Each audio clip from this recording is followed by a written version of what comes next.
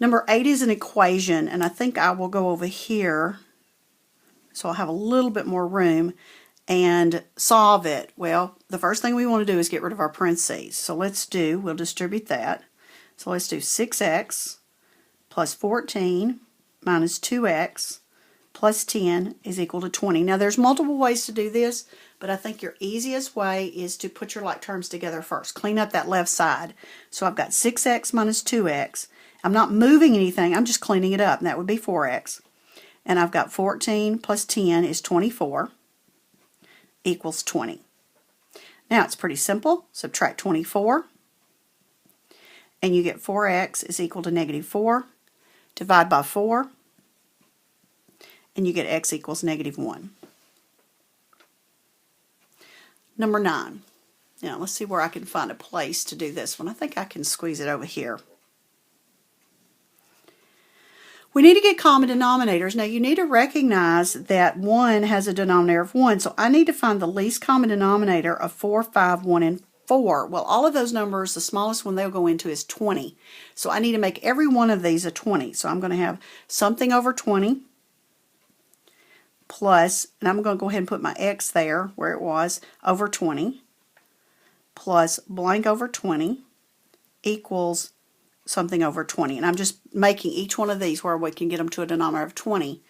Well, this one I would have to multiply by 5 over 5 to get that bottom number of 20 and multiply by 1. So we got 5 20ths. Multiply this one by 4 over 4, 8 20ths. Multiply by 20 over 20, 20 20ths, which is the 1.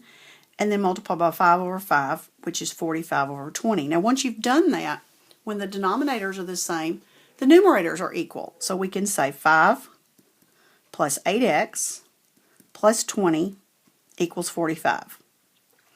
Let's clean it up first and do 25 plus 8x equals 45. Subtract 25. And we get 8x equals 20. Divide by 8. X equals. Now there's several ways to write that. I can leave it 20 over 8, but it's not reduced. I'm going to divide by 4 over 4 and get 5 over 2. We can leave it 5 over 2. We can do it 2 1/2, or we can do it 2.5. And any of those are acceptable answers. There you go. Number 10. Write this equation in slope-y-intercept form. Now notice it's a line because it has an x and a y in it. So it says write it in slope-y-intercept form, which is y equals mx plus b. We've talked about what you need to do is get your y by itself. So we need to get this y by itself and then state the slope and the y-intercept, which is going to be our m slope and our b, our y-intercept. The first thing I'm going to do, and this is where it gets a little confusing, is you may want to move something different than I would. But again, I'm going to do a little cleanup here. I've got a 4 and a 3 that I'm going to put together as 1 plus 2x plus 2y is equal to 5. Now I need to get that y by itself.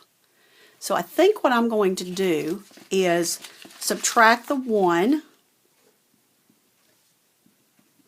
and that'll get rid of it. And if it's okay with you in the same step, I'm going to subtract the 2x. Now that's doing a lot in one step. If you don't get that, just do them in 2 steps. So you've got now 2y by itself, and you have a 5 minus 1, which will be a positive 4. Notice how I'm commuting that, and then my negative 2x. Now that's doing a lot in one step, but remember where I'm trying to go. I'm trying to get to y equals mx plus b.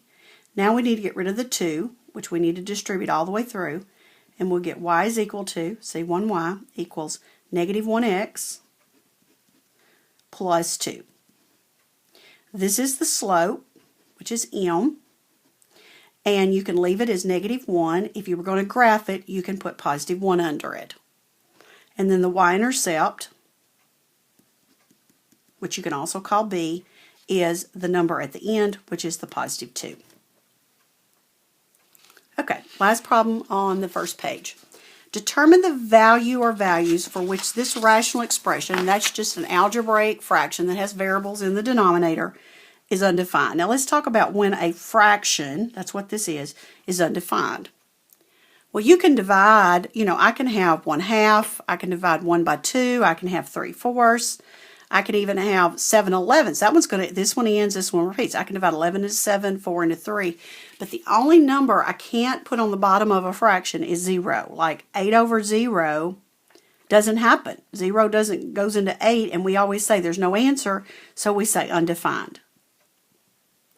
And that's what they're saying right here, undefined. So it all comes down to that the denominator cannot be 0. Well, let's look at this fraction and see what's the denominator. The denominator is 2a plus 1, and it can't be 0. The denominator of a fraction can never be 0. Well, let's just solve it. We're trying to figure what a is, so subtract 1. We get 2a equals -1. Divide by 2, and we get a cannot be -1/2. So that's the value. If you were making a t-table, if you were going to graph it, that's the value for a that would not work in this particular problem.